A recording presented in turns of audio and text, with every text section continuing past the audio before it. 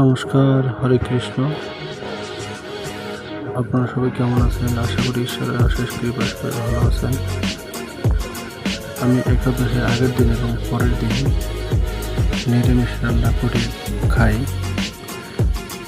গতকালকে একাদশী উপবাস গেছেন, আজকে নিরামিষ রান্না করে সারাদিন খাইছি। সেই রান্না করে একটা ভিডিও আপনার মধ্যে শেয়ার করলাম। আজকে রান্না করতেছি পটল ভাজি। অলরেডি চুলা গরম হয়ে গেছে, তেল, পটল ভাজি, তারপর হচ্ছে মিষ্টি কুমড়ো ভাজি, একটা সয়াবিন দিয়ে মিক্সড সবজি। পটল ভাজিটা দেখাচ্ছি আগে।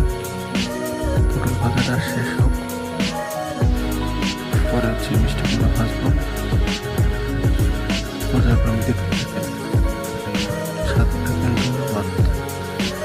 কে কোথা থেকে ভিডিওটা দেখতেছেন অবশ্যই জানাবেন। আর আপনারা চেষ্টা করবেন সে মধ্যে দুটো একাদশী উপবাস থাকে, দুটো উপবাস রাখার জন্য।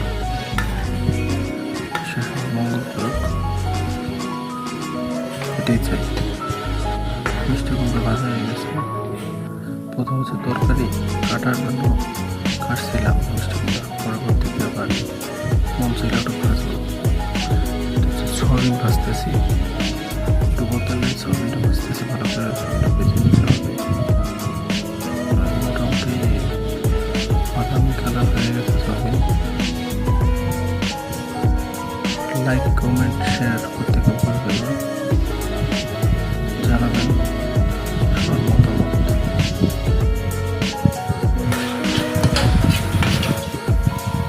এই তো পাঁচফোড়ন, তারপরে তেজপাতা, জিরা দিয়ে ভাজা শুরু করলাম। এখন হচ্ছে সবজিটা হচ্ছে আমি হালকা একটু সিদ্ধ করে রাখছিলাম, জল দিয়েছি। জলটা যখন ব্লক আসছে, বাদামি কালার আসছে তরকারি, এর ভিতরে সয়াবিনটা ঢেলে দিলাম। মোটামুটি অনেক সময় হয়ে গেছে। এখন বাকি হালকা সিদ্ধ করার তরকারিটা সবজিগুলো ঢেলে দিব। একটা ভিডিও করতেছি, আবার রান্না করতেছি, যার জন্য ভিডিওটা অতটা ভালো আসে না। এই ভিডিওটা করা হয়েছে সেই দুপুরবেলা, শুধু ভয়েসটা নিরিবিলি জায়গায় দিব বিদায় এখনো